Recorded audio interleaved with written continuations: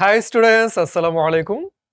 Today we're going to learn a new topic which is idioms and phrases. So এই জিনিসটা আমরা কিন্তু খুব একটা গুরুত্ব দিয়ে দেখি না, মনে করি যে পেরে যাব। তো সমস্যা হলো পরীক্ষায় প্রশ্ন যারা করেন তারাও জানেন যে আমরা কোনগুলো পারি কোনগুলো পারি না। সো সাধারণত দুই ধরনের idioms and phrases আসে। একটা হলো যে খুবই কমন, সারা জীবন দেখে আসছি, অর্থটাও জানি, কিন্তু অপশনটা থেকে কনফিউজিং, সেখানে আমরা অনেকে ভুলটা দাগিয়ে চলে আসি। আরেকটা হয় এমন আনকমন একটা ইডিয়মস এন্ড ফ্রেজেস কোনোদিনও নামও শুনি নাই, সেখানে আবার অপশনটা ইজি থাকে, অর্থ জানা থাকলে সরাসরি উত্তরটা দিয়ে ফেলা যায়। সুতরাং যদিও এই জিনিসটা আমরা অতটা গুরুত্ব দেই না, কিন্তু পরীক্ষাতে এগুলো আসে, আমাদের গুরুত্ব দিয়েই পড়তে হবে। এবং অনেকে একটা ভুল করে থাকি যে একেবারেই পড়ি না, অথবা অনেক বেশি সময় দিয়ে ফেলি পড়তে। দুটা কোনোটাই করা যাবে না। বরং কেমন হয় যে সবচেয়ে ইম্পর্টেন্ট যেগুলো বারবার পরীক্ষায় এসেছে সেগুলো এক দফা দেখে ফেললাম, তাহলে আলাদা করে বেশি সময়ও খরচ করতে হলো না এটা পিছনে। আবার একেবারে প্রস্তুতি ছাড়া থাকলে যে নাম্বার মিস যাওয়ার ভয়টা থাকে সেটাও থাকলো না। সো তাহলে লেটস বিগিন। শুরু করছি। Storm in a teacup. আজকের ক্লাসে আমার ব্যাখ্যা করার জায়গাটা খুব বেশি নেই, কারণ এখানে জাস্ট অপশন দেখে অর্থটা আমাদের শিখতে হবে। সো খুব ভালো করে কিন্তু প্রত্যেকটা অপশন মনে রাখতে হবে। তো storm in a teacup, সোজা বাংলা কি, চায়ের কাপে ঝড়।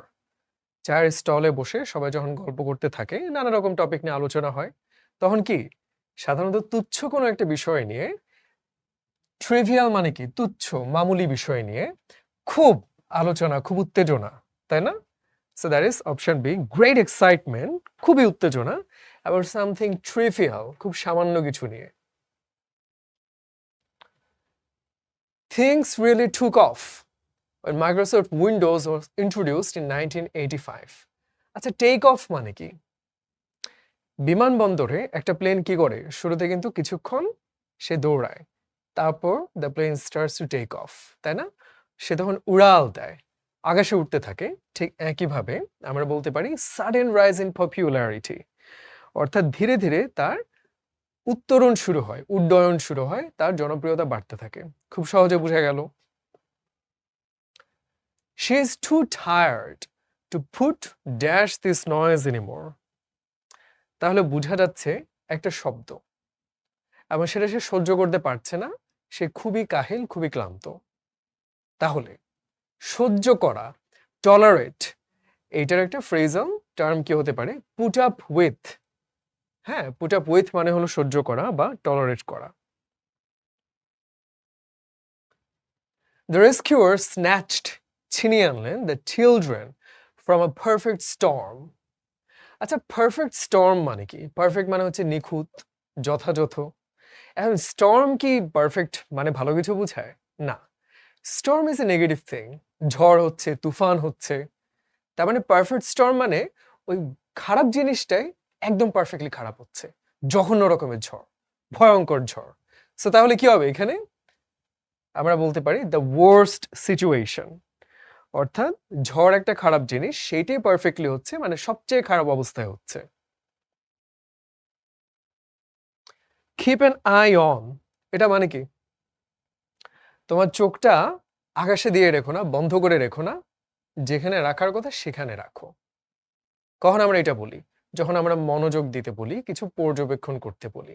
Keep an eye on him, ওর দিকে খেয়াল রেখো। Keep an eye on the child, বাচ্চাটার দিকে খেয়াল রেখো। তাহলে এটা মানে কি হতে পারে? টু অবজার্ভ, তাই না? অবজার্ভ মানে কি নজর রাখা, তদারকি করা। She can easily get along with others. আচ্ছা, অ্যালং মানে কি? অ্যালং মানে করতে পারি সাথে, গেট মানে কি নেয়া। সবার সাথে করে আমি যখন নিয়ে চলি, তার মানে আমি সবার সাথে মিশতে পারি, তাই না? তাহলে কি হতে পারে? আমরা বলতে পারি অ্যাডজাস্ট নাকি অ্যাকম্পানি, কোনটা হবে? এই যে একটু কনফিউজিং, খুব সহজ একটা প্রশ্ন, উত্তরটা একটু কনফিউজিং। অ্যাডজাস্ট মানে হলো খাপ খাইয়ে নেয়া, অ্যাকম্পানি মানে হলো সাথে থাকা। গেট অ্যালং উইথ মানে কি সবার সাথে খাপ খাইয়ে নিতে পারা, মিশতে পারা। সুতরাং কি হবে এখানে? অ্যাডজাস্ট, খাপ খাইয়ে নেয়া, একসাথে চলা কিংবা মানিয়ে নেয়া। The meaning of the idiom a dime a dozen. আচ্ছা, ডাইম মানে কি? আমরা হয়তো সেভাবে জানি না, জানার প্রয়োজনও নেই। আমাদের বাংলায় পয়সা, সিকি, আধুলি এরকম থাকে না? ইংরেজিতেও ডাইম বলতে বোঝায় খুবই সামান্য পরিমাণে। সুতরাং খুব সামান্য পরিমাণে জিনিস, সেটাই কিন্তু আমরা বেশি, বেশি দেখতে পাই। এক্সেপশনাল, এক্সট্রাঅর্ডিনারি জিনিস কিন্তু কমই দেখতে পাই। সেজন্যই সেগুলোকে অসাধারণ। তো পয়সা কিংবা খুব ৳২ র নোট, ৳৫ র নোট এগুলোই তো আমরা সবার হাতে, হাতে দেখি বেশি। তার মানে something which is very common. হ্যাঁ, সাদামাটা মামুলি একটা জিনিস যেটা সবারই পরিচিত।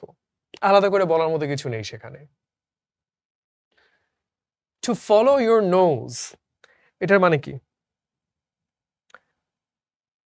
ধরা যাক আমি একটা অফিসে আছি এবং আমি ঘ্রাণ পেলাম যে কোথাও একটু পোড়া, পোড়া একটা গন্ধ।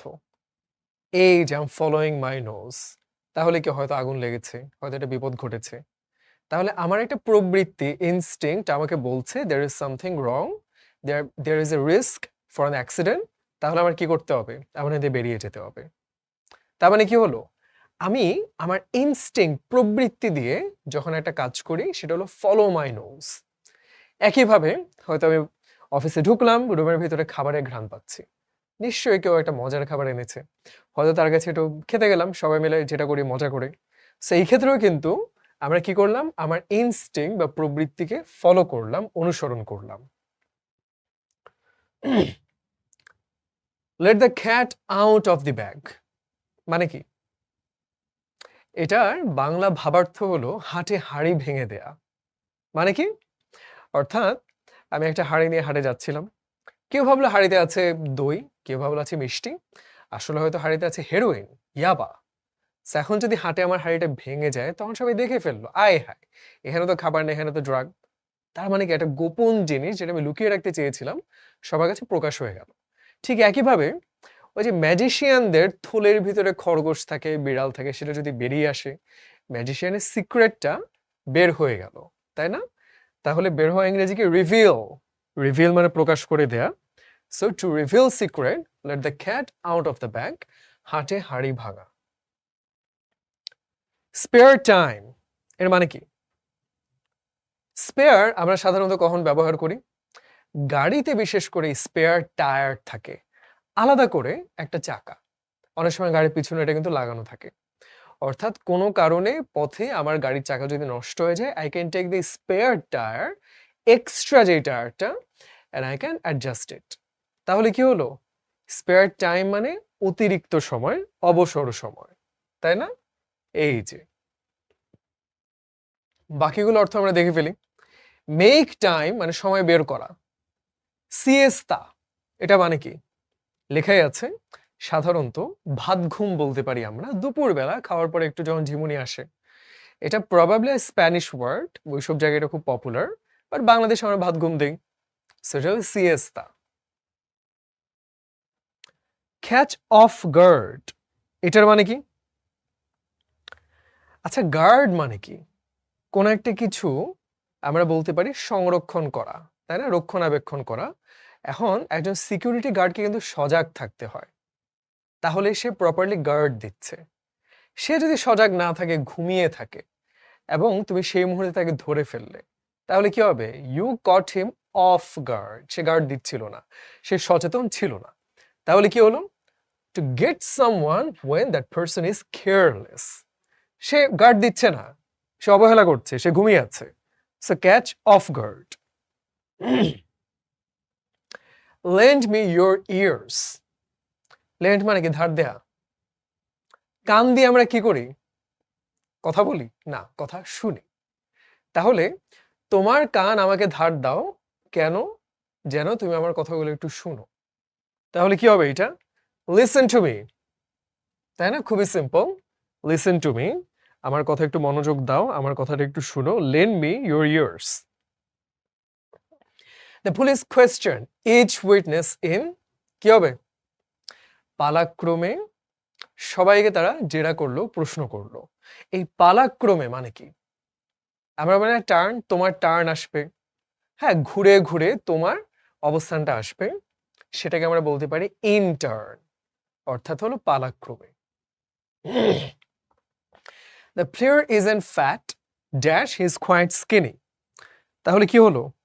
বিপরীত দুটো কথা বোঝাচ্ছে যে মোটা নয় বরং শুকনো, বরং, পক্ষান্তরে, অপর দিকে। তাহলে বিপরীতে কি হবে এখানে? কন্ট্রারি মানে হলো বিপরীতে। কন্ট্রাডিকশন মানে আমরা জানি পার্থক্য বা বৈপরীত্য, সেখান থেকে কন্ট্রারি অপর পক্ষে, বিপরীতে। ব্যাড ব্লাড এর মানে কি? অবশ্যই ভালো কিছু না, তাই না? যখন দুজনের ভিতরে একদম ভয়ঙ্কর দুশ্মনী থাকে, ভয়ঙ্কর শত্রুতা, আমরা বলতে পারি রক্তের ভিতরে শত্রুতা পৌঁছে গেছে, ব্যাড ব্লাড। তার মানে শত্রুতা। রং ব্লাড মানে কি? ভুল রক্ত না। পয়জনাস কি বিষাক্ত রক্ত? সেটাও না। এনমিটি, এনিমি শব্দটা থেকে মানে কি? শত্রুতা। So enmity, bad blood. To wash one's dirty linen in public. Linen হচ্ছে এক ধরনের কাপড়। সেটা মানে কি? আমরা প্রায় দেখি না বারান্দায় মানুষজন কাপড় কেচে এভাবে টাঙিয়ে রাখে, সেরকম না। That is the thing about idioms and phrases.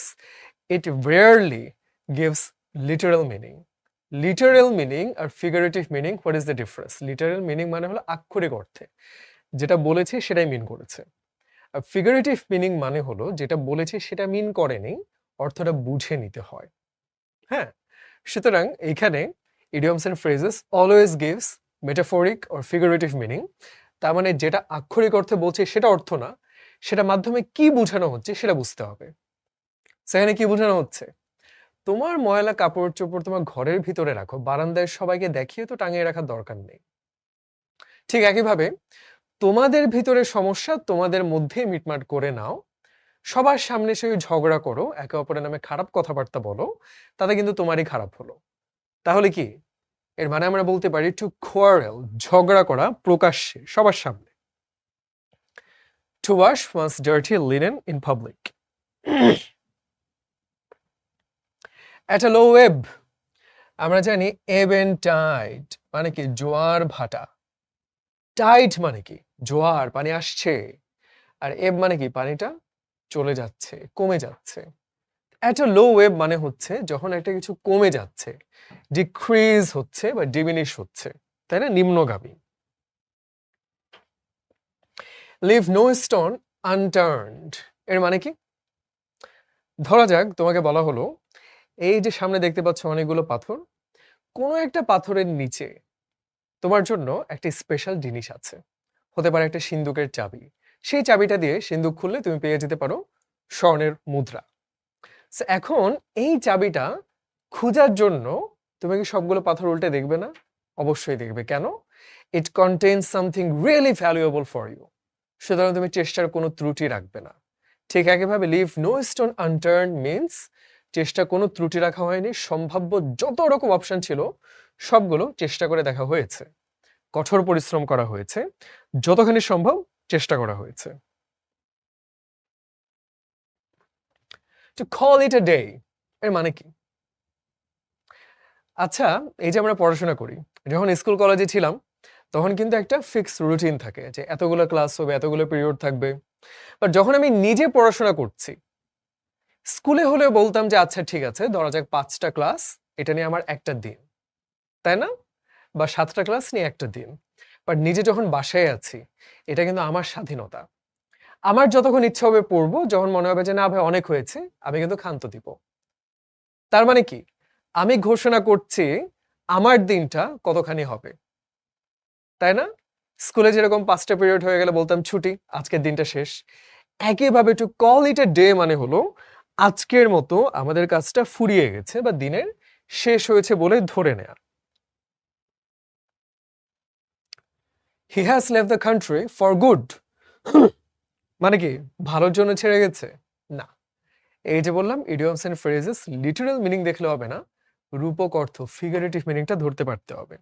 তাহলে কি হবে? ফর গুড মানে হলো চিরতরে, একদম পার্মানেন্টলি। হ্যাঁ, চিরতরে ছেড়ে যাওয়া, সেটাকে বলা যায় for good. Down to earth, যখন একটা মানুষ অহংকারী হয়, আমরা বলি না যে ভাই সে তো অহংকারে মাটিতে পা পড়ছে না। তার মানে কি? মানুষ অহংকারী হলে মনে করে সবাই তার নিচে, সে সবার উপরে। বাট কেউ যদি মাটিতেই থাকে, ডাউন টু আর্থ হয়, এটার সিনোনিম হতে পারে গ্রাউন্ডেড। গ্রাউন্ড মানে কি? মাটি। যে মাটিতে আছে সে হলো গ্রাউন্ডেড। দুটো মানে হলো একটা হাম্বল পারসন, যার ভিতরে অহংকার নেই, যার ভিতরে বিনয় আছে, হিউমিলিটি আছে। তাহলে কোনটা হবে এখানে? আমরা বলতে পারি রিয়েলিস্টিক। রিয়েলিস্টিক মানে কি? যে বাস্তবতাটা বুঝে খামাখামে অহংকার কেন করবো, আমি সবার সাথে মিলেমিশে চলবো, তাহলে আমার ভালো। এটাই হলো গ্রাউন্ডেড কিংবা ডাউন টু আর্থ। আমরা বলতে পারি রিয়েলিস্টিক, আমরা বলতে পারি হাম্বল, আমরা বলতে পারি that person has humility.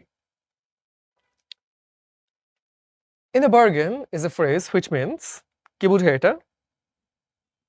In the bargain, bargaining মানে হলো মুলামুলি করা, দরাদরি করা।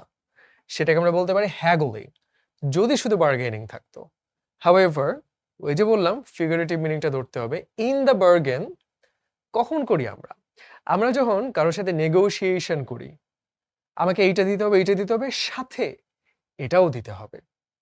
এই যে সাথে, that is in the bargain. In addition, অর্থাৎ আরো যদি এক্সট্রা বলতে চাই, অর্থাৎ সুন্দর বাংলায় উপরন্তু, অর্থাৎ আরো যদি অতিরিক্ত বলতে চাই, সেটা হলো in the bargain.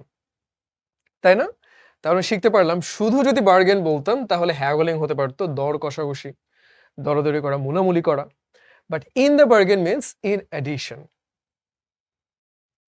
What is the meaning of the idiom give someone the cold shoulder? এটা মানে কি? সাধারণত আমাদের পরিচিত আপন কারোর সাথে দেখা হলে আমরা কোলাকুলি করি। এখন আমি কারোর সাথে কোলাকুলি করলাম না, আমি ঠান্ডা শীতল ব্যবহার করলাম, দূরে সরে থাকলাম। কোলাকুলি মানে কি? কাঁধে কাঁধ মিলে, সেটা মিলালাম না। তার মানে কি? I am keeping distance from the person, I am not embarrassing them. দূরত্ব রাখলাম, তাকে উপেক্ষা করলাম। So give somebody cold shoulder means ignoring somebody, উপেক্ষা করা, অবজ্ঞা করা, বা কাউকে দেখেও না দেখার ভান করা। With flying colors, what does it mean? আগেকার যুগে যখন জাহাজের যুদ্ধ হতো, হ্যাঁ, ধরা যাক বাংলাদেশের জাহাজের সাথে পাকিস্তানের জাহাজের যুদ্ধ হচ্ছে, তো কোন দেশের জাহাজ সেটা বোঝানোর জন্য কিন্তু পতাকাটা উঠতে থাকে বড় করে, তাই না? এটা তার দেশের বা তার যেই দল সেটা প্রতিচ্ছবি। এবং আমরা জানি যে কোনো দল যদি হেরে যায় বা হার মেনে নেয়, শান্তি চুক্তি চায়, সে কিন্তু সাদা পতাকা উড়িয়ে দেয়, যে আমি আর যুদ্ধ করতে চাই না। তার মানে সাদা রংটা মানে রংহীন, মানে সে হেরে গেল। আর যদি সে বিজয়ী হয়, তখন সে অবশ্যই সাদা পতাকা উড়াবে না, সে তার নিজের দেশের পতাকাটা, নিজের দলের পতাকাটা বড় করে উড়াবে, সেটা অবশ্যই রঙিন হবে। সো উইথ ফ্লাইং কালার্স মানে হলো একটা জাহাজ যে তার পতাকাটা একদম রঙিন ভাবে উড়াচ্ছে, তার মানে কি? সে ভিক্টোরিয়াস হয়েছে, সে বিজয়ী হয়েছে। উইথ ফ্লাইং কালার্স মানে হলো to be victorious. Joy goes on helping everyone without saving anything for any day. মানে কি? জয় সবাইকে সাহায্য করে বেড়ায়, রেইনি ডে এর জন্য সঞ্চয় না করে। রেইনি ডে মানে কি?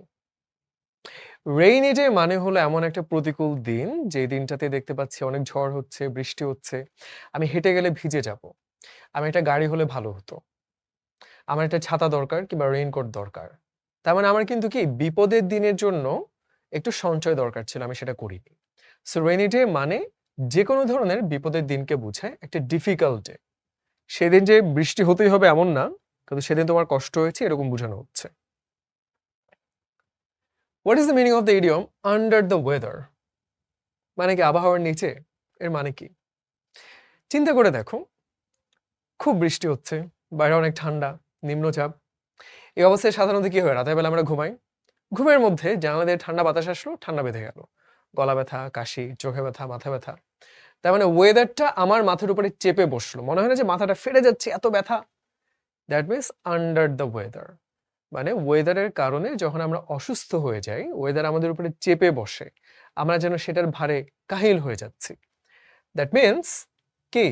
আনওয়েল, অসুস্থ, খারাপ অবস্থা, শরীরটা ভালো না থাকা, তাই না?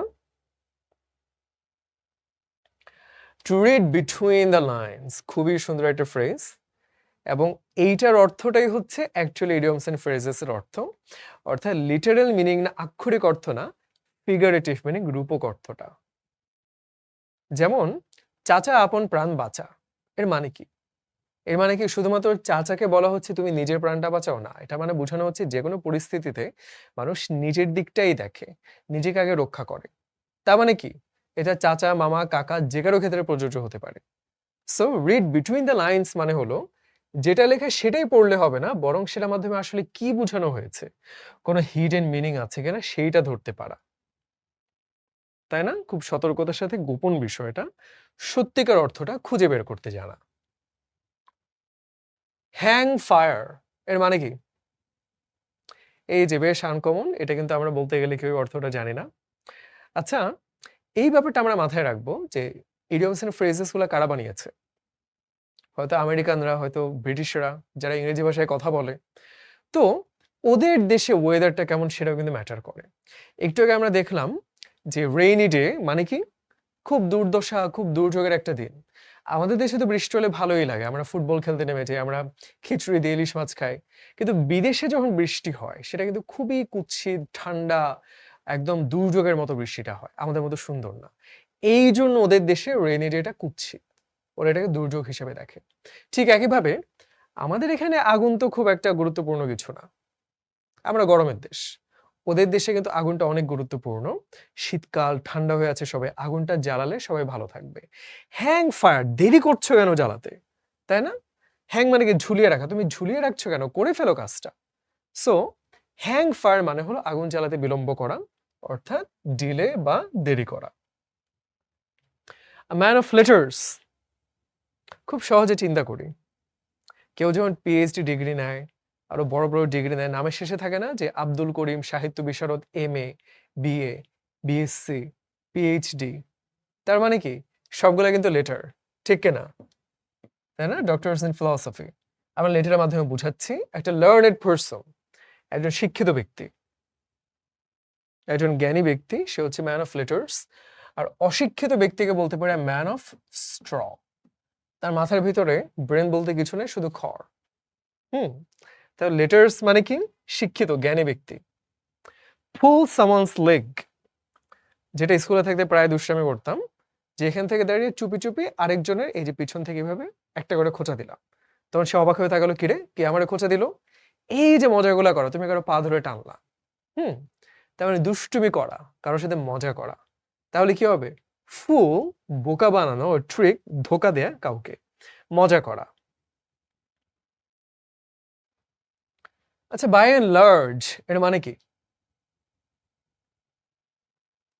বাই এন্ড লার্জ মানে আমরা বলতে পারি মোটের উপরে। অর্থাৎ ধরা যাক আমরা যদি চিন্তা করি যে বাংলাদেশে এই মুহূর্তে কয়জন রিকশাওয়ালা ভালো? বলতে পারি যে আমাদের এলাকার রিকশাওয়ালা তো খুবই খারাপ, তাহলে সবাই খারাপ। এটা বললে কি হবে? না। কারণ একজন দুইজনকে দিয়ে সিদ্ধান্ত নেওয়া ঠিক না। আমাদের দেখতে হবে প্রায় সবাইকে যদি আমরা বিবেচনা করি, 90% ই ভালো। হ্যাঁ, তারা সবাই সৎ পথে চলে, তারা অতিরিক্ত ভাড়া চেয়ে বসে না। তাহলে কি বলতে পারি আমরা? বাই এন্ড লার্জ মোটের উপরে বলা যায়, সব মিলিয়ে বলা যায় যে তারা বেশিরভাগই ভালো। তাই না? মোটের উপরে। সুতরাং এখানে ইন আ লার্জ স্কেল হবে না, এখানে হবে সি অন দ্য হোল, মোটের উপরে। আচ্ছা, হোয়াইট এলিফ্যান্ট এটার মানে কি? আমরা কি কেউ সাদা রঙের হাতি দেখেছি? সাদা রঙের হাতি আছে, সাদা রঙের বাঘ আছে। কিন্তু এই জিনিসগুলো খুব একটা কমন না। কেন? খুব বিরল একটা জিনিস। এখন চিন্তা করে দেখা যাক, যে জিনিসটা অনেক বিরল, সেটা যদি আমি চাই, আমার অনেক বেশি টাকা খরচ করতে হবে না? তার মানে কি ইটস ভেরি কস্টলি। দেখতে পাচ্ছি কস্টলি। কিন্তু কথা হলো একটা সাদা হাতি পুষে আমার কি লাভ হবে? এটা আমার কোনো কাজে আসবে? না। White elephant means something that is really valuable, that is costly, but not actually comes to any kind of necessity. কোনো কাজে আসে না। শুধু, শুধু ঝামেলাদায়ক একটা জিনিস, তোমার বোঝা বাড়াবে, লাভ হবে না। তাহলে কি হলো? দামি সম্পদ কিন্তু কাজে আসে না। যেমন অনেকে থাকে যে খুব iPhone লেটেস্ট মডেল কিনতে হবে। কিন্তু তারা ফোনে আসলে কোনো কাজ করে না। খালি ফোনে সেলফি তোলা ছাড়া কিছু করতে জানেও না। এবং হয়তো তার সেই টাকা পয়সার সামর্থ্যও নেই। তারপরও শখ কিনতে হবে। তাই না? বাবা-মাকে কষ্ট দেয় যে, "দাও আমাকে কিনে।" এই যে এরকম করাটা মানে হোয়াইট এলিফ্যান্ট। সামর্থ্য নেই, কাজেও আসে না, শুধু, শুধু দামি জিনিসটা কিনতে হবে। সেটাকে বলতে পারি হোয়াইট এলিফ্যান্ট। মেডেন স্পিচ মানে কি? এইটার অর্থ কিন্তু অনেকে আমরা জানি না। হুম?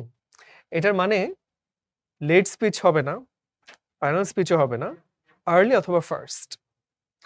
একদম প্রথমটা হলো মেইডেন স্পিচ।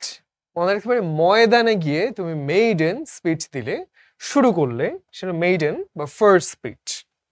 সুতরাং আর্লি না, ফার্স্ট। এই যে একটু কনফিউজিং একটা অপশন ছিল, শিওর হয়ে নিলাম। সোয়ান সং এর মানে কি? রাজহাঁস। এগুলো যেহেতু বিদেশি ভাষা থেকে এসেছে, ওদের যে সাহিত্য, ওদের যে সংস্কৃতি, সেগুলো অনেক কিছু এখানে খুঁজে পাওয়া যায়। আমাদের এখানে কিন্তু রাজহাঁসের তেমন কোনো ভূমিকা নেই, বাট ইংল্যান্ডে শেক্সপিয়রের সাহিত্য সেগুলোতে ছিল। সোয়ান সং মানে হলো মৃত্যুর আগে যখন কেউ একটা শেষ কাজ করে যায়, তাহলে কি হতে পারে? আমরা বলতে পারি ফাইনাল ওয়ার্ক। যেমন আমরা বলতে পারি the Tempest was the swan song of William Shakespeare. তার শেষ লেখাটা ছিল দ্য টেম্পেস্ট। রবীন্দ্রনাথের সোয়ান সং কি ছিল? শেষ লেখা। ওনার শেষ লেখাটা এটাই ছিল। বটম লাইন এর মানে কি? ছোটবেলায় যদি কেউ রেসলিং দেখে থাকো, the Rock, Stone Cold Steve Austin এরা ছিলেন।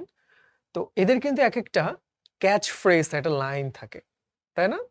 যে রক বলে finally the Rock has come back, এই যে এভাবে করে যে বলে। স্টোন কোল্ড বলতো that's the bottom line, cause Stone Cold said so. মানে স্টোন কোল্ড বলেছে, সুতরাং এটাই হবে। তার মানে কি? বটম লাইন মানে তার কথাটাই সবচেয়ে important, the most important information. আরেকভাবে যদি চিন্তা করে, আমি কখনো রেসলিং হয়তো দেখি না, আমার মনেও থাকবে না এইভাবে, অন্যভাবে চিন্তা করে দেখো। বটম মানে কি? একদম তলানিতে। তার মানে উপরে উপরে অনেক কিছুই মানুষ বলে, একদম ভিতরে তলিয়ে দেখলে বোঝা যায় কথাটা কতখানি সত্য নাকি মিথ্যা। তাহলে বটম লাইন মানে কি? একদম নিচের যে লাইনটা, সেটা দেখলে তুমি সত্যিটা বুঝতে পারবে। তার মানে that is the most important information. Sit on the fence এর মানে কি? এগুলো পড়তে গিয়ে মনে পড়ে যাচ্ছে শিখোতে ইউটিউব চ্যানেলে যদি যাও, সেখানে প্লেলিস্টে দেখতে পাবে ইডিয়মস অ্যান্ড ফ্রেজেস। হ্যাঁ, এগুলো নিয়ে একটা প্লেলিস্ট আমাদের আছে, এসো ইংলিশ শিখি, সে আমাদের সিরিজটার নাম। We cover a lot of idioms and phrases. সেখানে অনেকগুলো শিখতে পারবে, অ্যান্ড মজায় মজায় বানানো, দেখলে মনে থাকে। তো একটা ফেন্স আমরা চিন্তা করি, এইখানে এরা হচ্ছে লাল দল, এরা হচ্ছে নীল দল। তুমি মাঝখানে ফেন্স মানে বেড়ার উপরে বসে আছো, তাহলে কি বুঝে গেল? তুমি এদের পক্ষেও না, ওদের পক্ষেও না, তুমি মাঝখানে নিরপেক্ষ। That is what it means remaining neutral. পক্ষহীন, নিরপেক্ষ থাকা ইন এ ডিসপিউট, কোনো ঝগড়া বিবাদে না জড়ানো, মাঝখানে নিরপেক্ষ অবস্থায় থাকা। Prima facie, what does it mean? এই যে অনেকগুলো এসেছে স্প্যানিশ ভাষা, কোনোটা ইটালিয়ান ভাষা, কোনোটা ফ্রেঞ্চ ভাষা থেকে এসেছে। It's not English obviously. Facie মানে হচ্ছে আমরা বলতে পারি ফেস। প্রাইমা মানে কি? প্রাইম মানে আমরা বলতে পারি সেখান থেকে প্রাইমা, তাই না? এখন দেখো প্রাইমারি, প্রাইমারি মানে কি? প্রাথমিক, একদম শুরুর দিকে আমরা যে পড়াশোনাটা করি, that is primary education. So প্রথম দিকে তুমি যখন কারো মুখটা দেখলে, দ্য ফার্স্ট ইমপ্রেশন, বলি না যে আগে দর্শনধারী পরে গুণ বিচারী। প্রথমে আমার মুখটা দেখে মনে হলো না, ছেলেটা তো ভালো, ভালো লাগার মতো, এই যে ইমপ্রেশনটা ক্রিয়েট হলো, সেটা হচ্ছে অ্যাট ফার্স্ট ভিউ, তাই না? প্রথম দর্শন, প্রথম দেখা। সাধারণত এটা আদালতে ব্যবহৃত হয়, যে যখন কোনো একটা অপরাধের খবর আমাদের কাছে আসে, তখন প্রাইমা ফেসি ডকুমেন্ট তে সব দেখে শুনে মনে হচ্ছে আসলে অপরাধটা ঘটেছে, আসলে এভাবেই হয়েছে। Until there is contradictory solid information stating otherwise. যদি এইটার বিপক্ষে যায়, এরকম গুরুত্বপূর্ণ তথ্য না থাকে, তাহলে প্রাইমা ফেসি প্রথম দেখাতেই বলে দেওয়া যায় না, এখানে চুরিটা ঘটেছে, এ মনে হয় চুরি করেছে। সেখান থেকে, আদালত থেকে প্রাইমা ফেসি কথাটা এসেছে অ্যাট ফার্স্ট গ্ল্যান্স বা প্রথম দর্শন। Gift of the gab. Gab মানে কি? বকবক করা। সবাই তো বকবক করে, সবারটাকে ভাল লাগে শুনতে না। গিফট আছে যার মধ্যে, একটা জাদু আছে, একটা উপহার আল্লাহ তাকে দিয়েছেন, এত সুন্দর করে কথা বলে, তাহলে কি সুন্দর একটা শব্দ হতে পারে এলোকুয়েন্ট, তাই না? সেটার নাম হচ্ছে এলোকুয়েন্স, বাগ্মিতা, বাকপটুতা, খুব সুন্দর কথা বলতে জানা। He has supported the team for over 10 years through dash. তার মানে কি, সে গত 10 বছর ধরে তার দলকে সমর্থন করে এসেছে। সবসময় কি সব দল চ্যাম্পিয়ন হয়? আর্জেন্টিনা সে 80 দশকে চ্যাম্পিয়ন হলো। তারপর কতগুলো বছর সবাই কিন্তু কি মজা নিল যে আর্জেন্টিনা আর জেতে না। তাহলে কি হলো, তাদের দর্শক যারা, ভক্ত যারা, তারা কিন্তু অনেক বছর ধরে ধৈর্য ধরে থাকলো। যখন সবাই তাদেরকে পচাচ্ছে, যখন খারাপ কথা বলছে, তারা কিন্তু হাল ছাড়েনি। এইটা ইংরেজি হলো thick and thin। খ্রিস্টিয়ান যে বিয়েটা হয় সেখানে কিন্তু একটা প্রমিস করে যে we're gonna be with each other through thick and thin, through sacrifice, through blood, through sweat, through tears। মানে সুসময়ে দুঃসময়ে সবসময় আমরা পরস্পরের সাথে থাকবো। thick and thin মানে হলো আমরা বলতে পারি খারাপ সময়, প্রতিকূলতার সময় সবকিছু মিলিয়ে কারোর সাথে থাকা, through thick and thin। To fish in troubled waters এর মানে কি,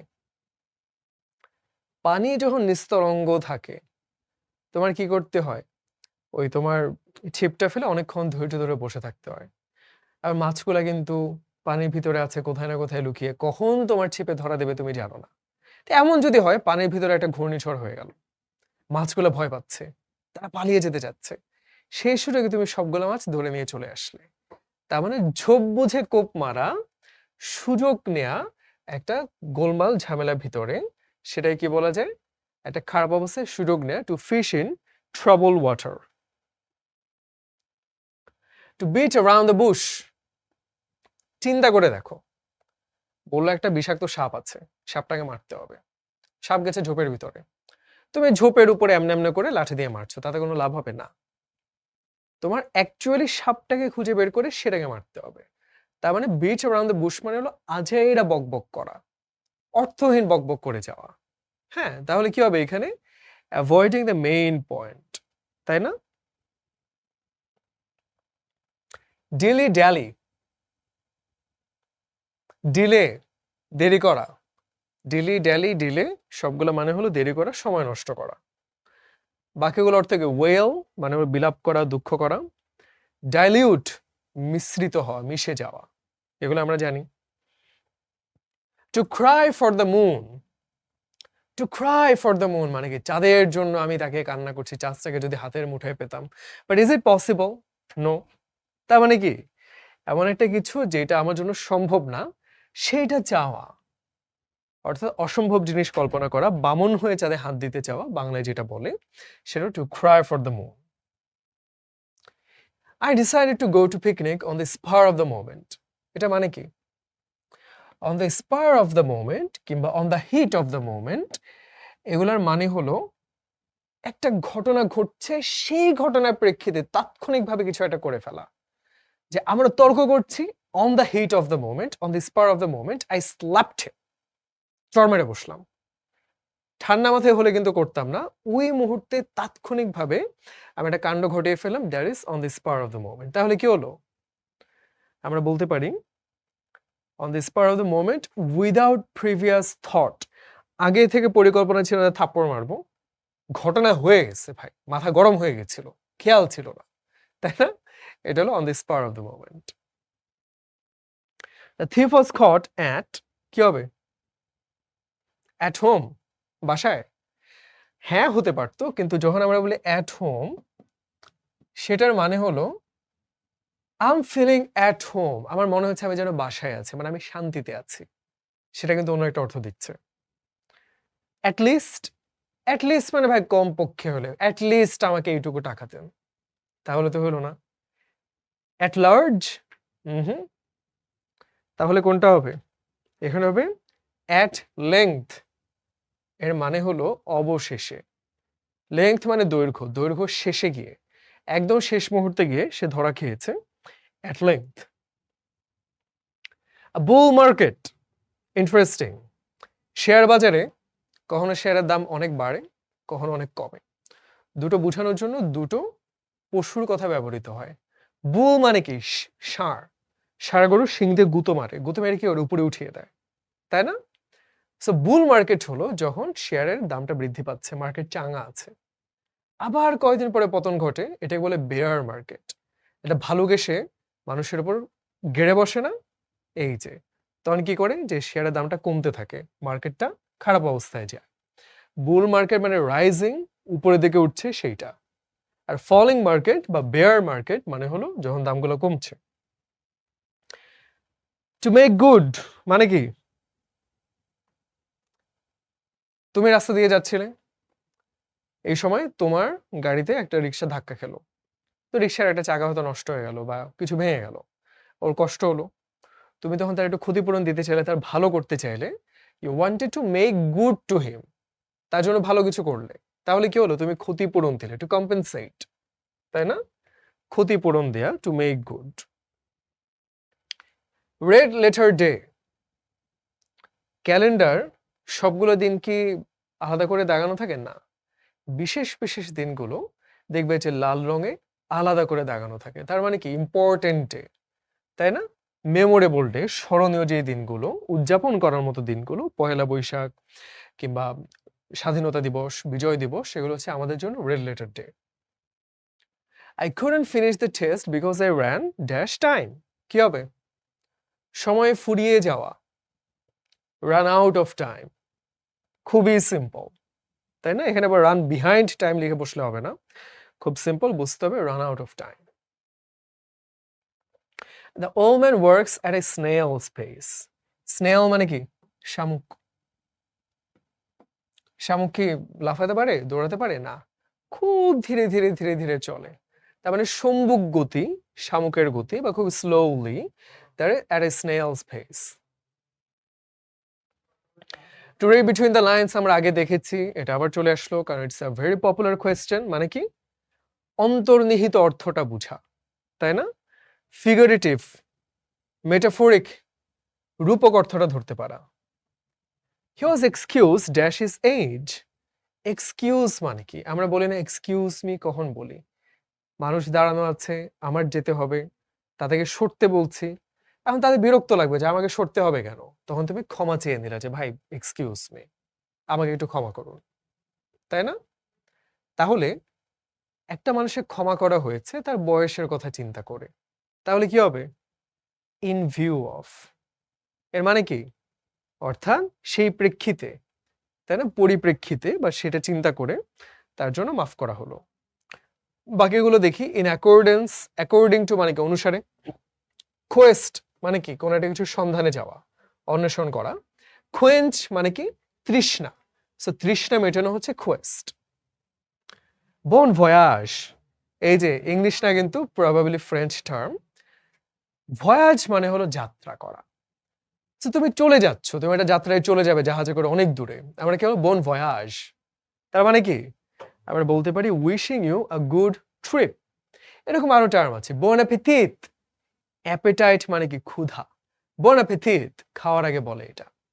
হ্যাঁ, বন ভিভান্ট মানে কি ভিভ, ভিভ দিয়ে অনেকগুলো শব্দ আছে, যেমন ভিভেইশাস, শ্যামল, সজীব। ভিভ মানে হলো সুন্দর, সতেজ। বন ভিভান্ট মানে এমন একটা মানুষ যে খুব হাসি খুশি, খুব প্রাণোচ্ছল। হ্যাঁ, এই যে এরকম টার্মগুলো। বন ভয়াস মানে হলো কোন একটা ট্রিপে যাওয়া, বিদায় সম্ভাষণ দেয়া বা কাউকে বিদায় জানানো, শুভকামনা জানানো। ডেভিলস অ্যাডভোকেট মানে কি? অ্যাডভোকেট মানে হচ্ছে লয়ার বলতে পারি, আদালতে যে কারো পক্ষ হয়ে মামলা করে, লড়াই করে। তাহলে শয়তানের পক্ষ হয়ে যে লড়াই করে, তার মানে কি? একটা ডিবেট করতে গেলে ভালো টপিক থাকে, খারাপ টপিক থাকে। যেমন আমরা যে ড্রাগ এডিকশন, এটা নিয়ে ডিবেট করছি, সবাই যদি শুধু খারাপটাই বলে তাহলে কি ডিবেট হবে? ডিবেটে তো পক্ষে বিপক্ষে থাকতে হবে। সো কেউ যখন খারাপ জিনিসটার পক্ষে বলে তাকে আমরা বলতে পারি ডেভিলস অ্যাডভোকেট, তাই না? বেগের ডেসক্রিপশন মানে কি? আমরা যদি ভিক্ষুকের অবস্থাটা বর্ণনা করি, অবশ্যই ভিক্ষুক মানে হলো যার অবস্থা খুবই খারাপ, একদম বর্ণনা করার মতো অবস্থাই নাই। এক্স্যাক্টলি দ্যাট ইজ বেগার ডেসক্রিপশন, মানে হচ্ছে বর্ণনার অতীত, বর্ণনা করার মতো অবস্থায় নেই, ইনডেসক্রাইবেবল, খুব খারাপ অবস্থা। ইন আ নাটশেল, নাট মানে হচ্ছে বাদাম, শেল মানে কি বাদামের যে খোসা, খুব ছোট্ট একটু জায়গা থাকে। তাহলে আমরা কি বলতে পারি? খুব ছোট্ট করে বললে, সামারি দিয়ে বললে, ব্রিফ বা সংক্ষেপে বললে সেটা হলো in a nutshell. In black and white, আরেকটা আছে ব্ল্যাক অ্যান্ড ব্লু, মানে কি পিটি একদম শরীরে নীল হয়ে গেছে, কালো হয়ে গেছে, তাই না? অনেক লাঠি বাড়ি খেলে যেটা হয়, তার মানে বেদম পিটুনি দেয়া। হ্যাঁ, আর ব্ল্যাক অ্যান্ড হোয়াইট মানে কি সাদা কাগজে কালো কালিতে আমরা লিখি, তাহলে লিখিতভাবে, যে ওরালি ভার্বালি না, লিখিতভাবে, সেটা হলো black and white. Fall into line, মিলিটারিতে গেলে কি করতে হয়? সবাই লাইনে সোজা হয়ে দাঁড়ায়, তাই না? আঁকা বাঁকা হলে কিন্তু চলবে না। নামাজে যখন আমরা যাই আমরা কি করি? আল্লাহর সামনে আমরা হাজির হয়েছি, সবাই একটা লাইনে কিন্তু সোজা হয়ে দাঁড়ায়। তার মানে সবাই তখন একমত হই যে আমাদের মেনে চলতে হবে, এগ্রি করতে হবে যে আমরা সবাই নামাজ পড়ছি, আল্লাহর সামনে আমরা আছি। সো ফল ইনটু লাইন মানে হলো একমত হওয়া এবং কি করা? মেনে চলা। ইন এ ফিক্স, ফিক্স মানে কি? ধরো চিন্তা করো একটা রুম, তুমি এইদিকে যেতে পারো, ওইদিকে যেতে পারো, তোমার জন্য ফ্লেক্সিবিলিটি আছে। বাট ফিক্স করে দেয়, মানে নির্দিষ্ট করে দেয় তুমি এর বাইরে যেতে পারবা না আর। তখন তুমি এটা চিপায় পড়ে গেল না? বাংলা কি বলে? মাইনকা চিপা। তাহলে কি এটা ফিক্স মানে হলো একটা চিপায় পড়ে যাওয়া, একটা ঝামেলার মধ্যে পড়ে যাওয়া। তুমি এখন আর যেতে পারছো না এদিক ওদিক, এক জায়গায় আটকে আছো, ফিক্সড হয়ে গেছো। সেটা ফিক্স মানে কি? ইন ডিফিকাল্ট সিচুয়েশন, ঝামেলায় পড়া, হতবুদ্ধি হয়ে যাওয়া। বার্ডস আই ভিউ মানে কি? তুমি আকাশ থেকে যদি দেখতে চাও, পুরা গুলশান জায়গাটা দেখতে পারলে ভালোই লাগে দেখতে, তাই না? তার মানে কি হলো? তুমি যদি মাটিতে থাকতে তুমি শুধু চোখের সামনে যতটুকু অতটুকু দেখতে পেতে, পাখির চোখ থেকে পুরা জায়গাটা একসাথে দেখতে পারছো। সুতরাং কোনো কিছু সম্পর্কে একটা ওভারঅল ধারণা নেয়া, সেটাকে আমরা বলতে পারি বার্ডস আই ভিউ, একটা রাফ আইডিয়া, যে মোটামুটি একটা আইডিয়া তুমি পেয়ে গেলে যে আচ্ছা শহরটা কেমন হতে পারে। আমরা কিন্তু বার্ডস আই ভিউতে ম্যাপগুলো দেখে থাকি, কারণ তখন আমরা ওভারঅল ধারণাটা পেয়ে যাই যে কোন পথে গেলে ভালো হবে।